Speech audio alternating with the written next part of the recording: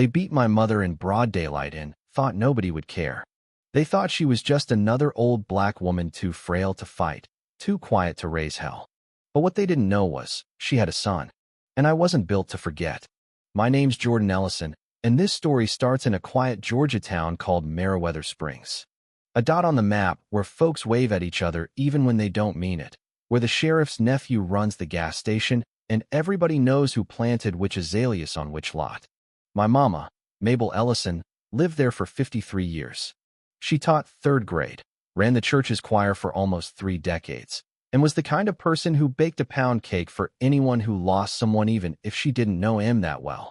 If you asked anybody in town what they thought of her, you'd hear things like, "That woman's got grace in her bones," or "Ain't never heard her raise her voice."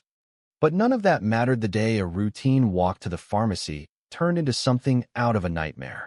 Mama was walking home from Jacob's drugstore around noon, same route she took every Thursday for her blood pressure meds.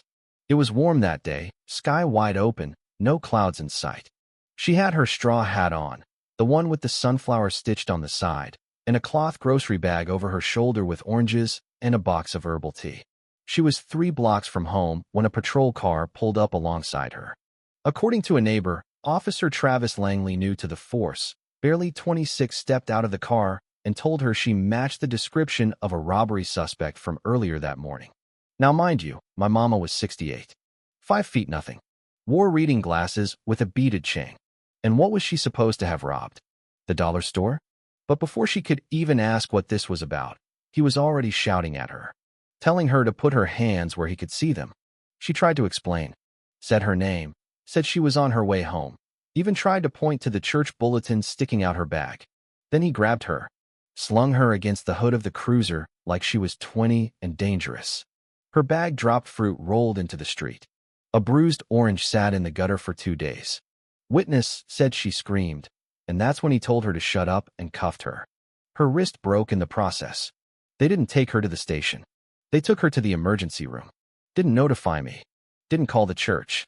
Didn't even log the arrest. I found out 5 hours later from a nurse who recognized her name from choir flyers at St. Mark's. By the time I got there, Mama was sedated, arm in a cast, bruises blooming along her jawline. I stood there in that cold hospital room, hand on her arm, and felt something deep inside me shift. Like a lever had been pulled. I wasn't angry. Not yet. I was clear. I was sharp. And I was about to become the problem that Meriwether Springs wasn't ready for. See, what no one here knew and what I never advertised was that I spent a decade embedded in counter-surveillance ops for the federal government. 10 years of tracking digital footprints, piecing together intel, and navigating bureaucratic smoke screens.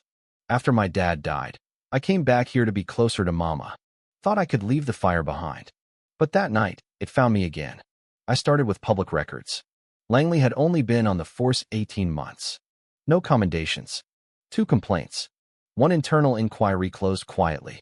I went deeper. Looked into the station's arrest logs. Found 4 similar cases: older black residents, minor infractions, excessive force. All sealed. All quietly settled. I knew I'd need eyes. So I reached out to Shay, a former cybersecurity analyst I trained back in D.C. She owed me one. Within 24 hours, she had access to patrol route data, time-stamped vehicle locations, and a direct feed from the cruiser's dashcam server, most of which had mysteriously been scrubbed. But not all. There was a backup server, off-site, outdated but functional. We found it. It took Shay 3 hours to decrypt the footage, and when she sent me the clip, I watched my mother be thrown like garbage, again and again. Each angle worse than the last. Audio clear. His voice, hers, the snap of bone unmistakable. I made copies. Sent them to 3 lawyers. 2 declined. 1 didn't. Her name was Camille Brower, civil rights attorney out of Savannah. Mid-40s. Sharp tongue. Zero tolerance for bullshit. I liked her instantly. We filed a claim within 36 hours. But I wasn't just chasing courtrooms. I wanted air. I wanted eyes. So I took the story online. First, I built a site, justiceformabel.org. On it, I posted the redacted footage, Mama's medical report, a timeline of events, and a call to action. I didn't use rage. I used facts.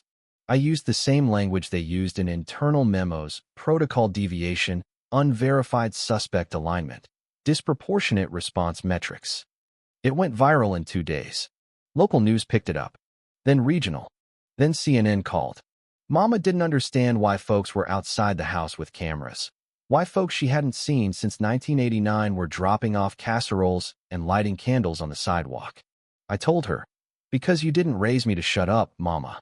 Meanwhile, Officer Langley was placed on administrative leave. The mayor called for calm. The sheriff made a vague statement about maintaining faith in the process. But I had the process by the throat. I filed a FOIA request for all use of force incidents from the last 5 years. When it got denied, I filed again, and again, and again. Then I leaked the denials to the press. I tracked down the others. For families. Some still lived in town. Some had left. One woman cried on the phone when I told her what we were doing. Said she thought no one would ever believe her father's story.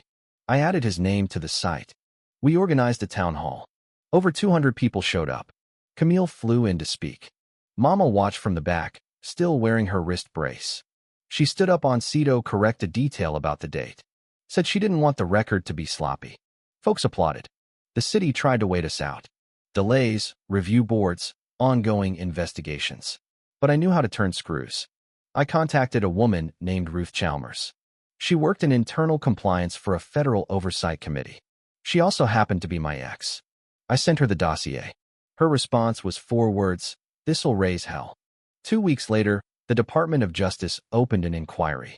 Suddenly, emails from the sheriff's office stopped getting answered. The mayor started holding closed-door meetings. And Langley? He disappeared from town altogether. But this wasn't just about him. This was about the entire system that allowed him to put hands on a woman who'd never been late to choir practice and never answered a raised voice with anything but grace. On the 60th day, we filed the federal civil rights suit. Included were 5 names, 5 stories, 5 cases sealed by fear and small-town politics. Mama's was just the beginning. In deposition, Langley claimed he feared for his safety. Said Mama lunged at him. The footage showed otherwise. It showed a man panicking. It showed a woman trying to hold on to her bag and dignity. When asked why the footage had been deleted from the main server, the IT supervisor shrugged and said there was a sync error. We won the civil case. The city settled undisclosed amount. Langley was fired permanently, lost his certification. The sheriff retired early. And the mayor, well, he's still there, but he doesn't look folks in the eye much these days. Mama? She still walks to the pharmacy. Still wears that straw hat. But now folks stop their cars to let her cross. The little boys on bikes tip their hats. Strangers hug her at church. She didn't ask for any of this. Didn't want it. But she stands taller now. I asked her one night, "Do you wish I hadn't made all that noise?" She said, "No, baby. I just wish it didn't take noise for folks to listen." So if you're still listening now, if you've made it this far, tell me something. If it were your mother, would you raise your voice? Would you raise the roof? Or would you let it go quiet and hope the world was watching anyway? Drop your answer in the comments. Because someone's mother always comes next. And silence only serves the ones doing the harm. Like, share, subscribe, and stay loud for the ones who can't be.